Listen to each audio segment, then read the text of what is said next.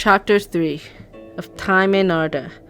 While I have not felt obliged to retain the precise order of texts as found in the Time and Aging file, I have done so for the first 5 texts that follow because Tolkien appears to have selected, relabeled, and in the case of the first 3 assigned them Roman numerals in such a way as to indicate a plan to assemble a larger work from them to be titled Of Time in Arda.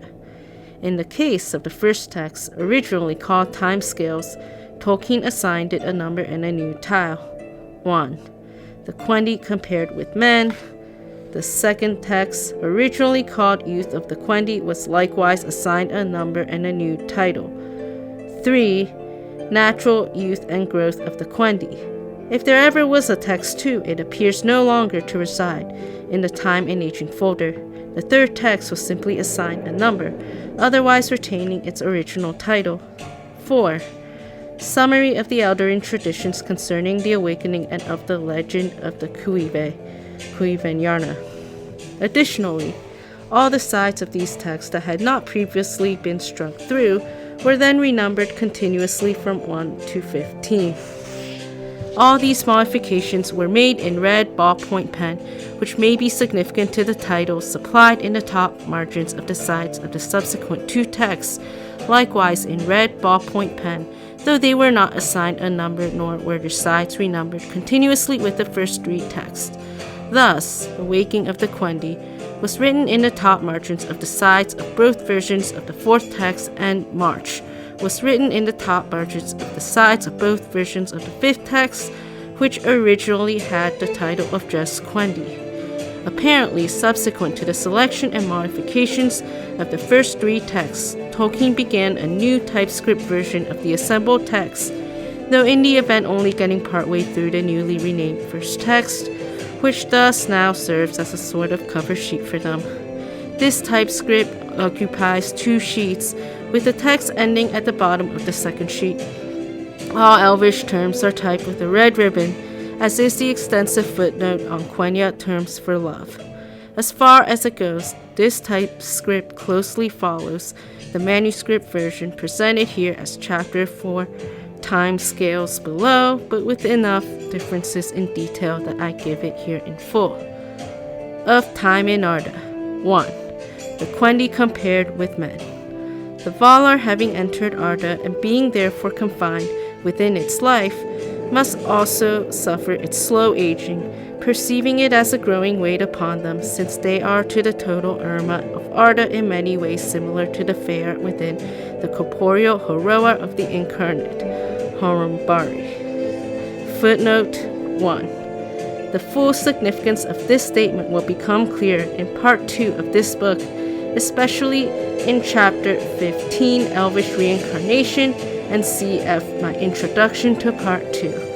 What it means, in short, is that the Valar give material form to the basic, undifferentiated primatter, Q Irma of Arda, in accordance with the music of the Anulindale and the vision of Arda shown to them by Eru prior to its physical creation, and so are, in a sense, its spirit.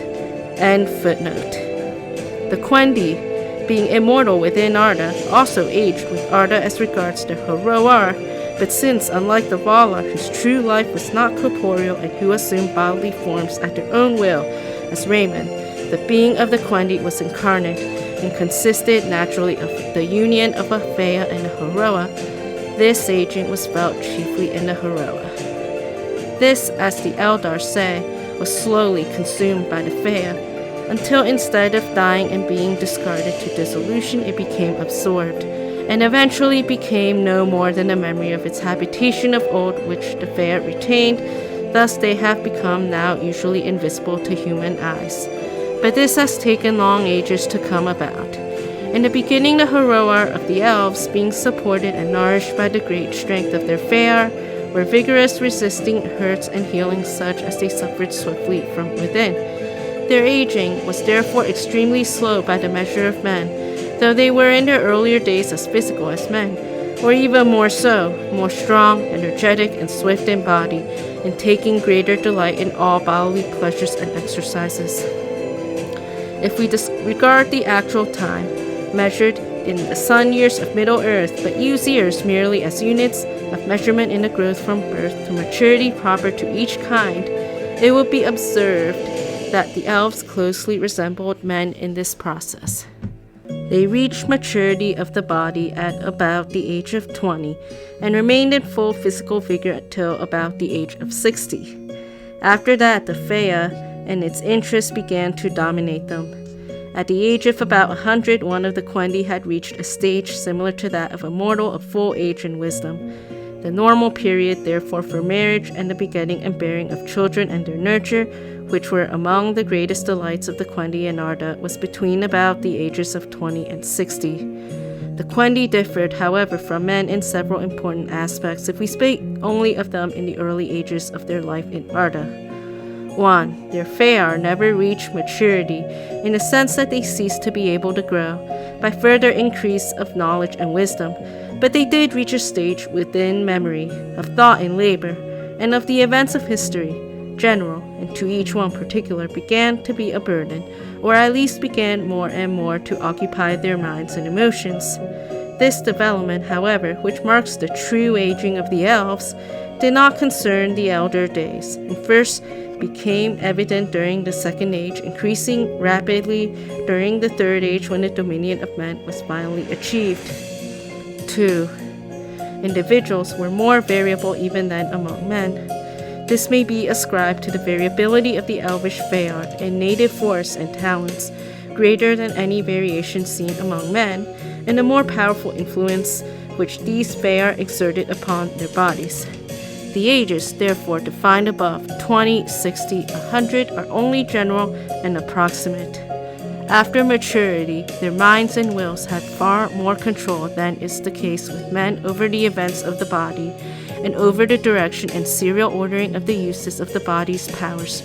For instance, at maturity, one of the Quendi could marry and at once enter into the Onarie, or time of the children, but they could postpone marriage or within marriage postpone the Onarie by absence or abstinence, either because they were otherwise occupied in pursuits that absorbed their attention or because they had not yet found one whom they wished to marry, or as men said, fallen in love. Asterisk. Or as the Eldar said, met love. In this matter, the elven tongues make distinctions to speak of quenya, love, which men might rather call friendship or even liking, but for the greater warmth, strength, and permanency with which it was felt by the Quendi, was represented by words derived from root mel. Emel, or melme, a particular case, was primarily a motion or inclination of the Fea, and therefore could occur between those of the same or of different sexes. In itself, it included no sexual or rather procreative desire, though naturally in incarnates, difference of sex altered the emotions, since sex is held by the Eldar to belong also to the Fea and not solely to the Heroa, and is not therefore wholly included in procreation.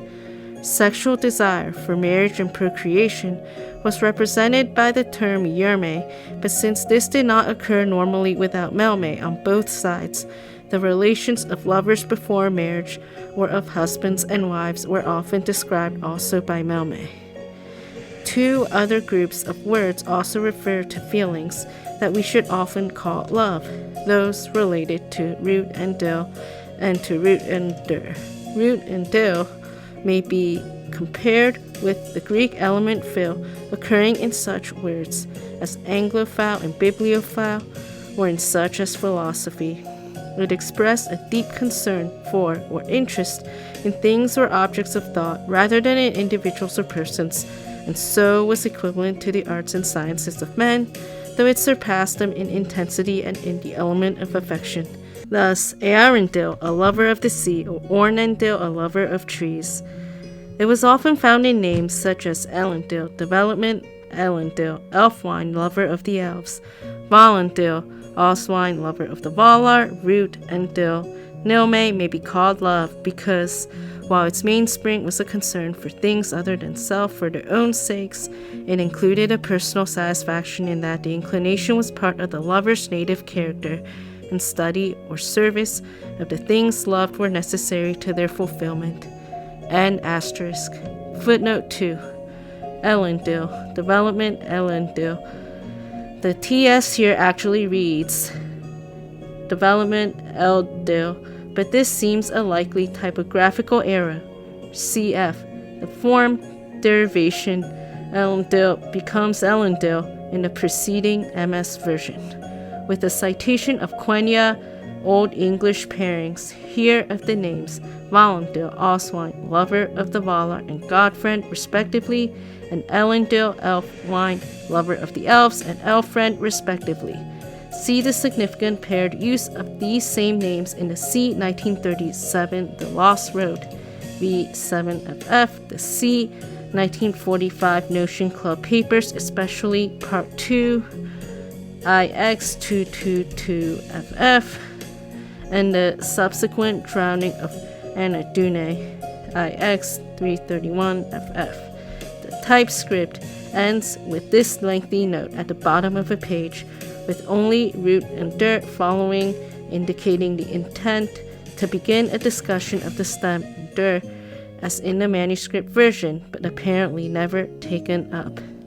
End footnote. Or for reasons of prudence or necessity, as in times of trouble, wandering, or exile. Postponement of the fulfillment of marriage affected the time in which the Heroa remained in full vigor, for the use of these bodily powers absorbed, relatively to men, more of the vitality of the Quendi, and more also, though in less degree, of the youth of the Fea, so that in certain cases marriage might take place between Quendi of the age of 60 or even more years.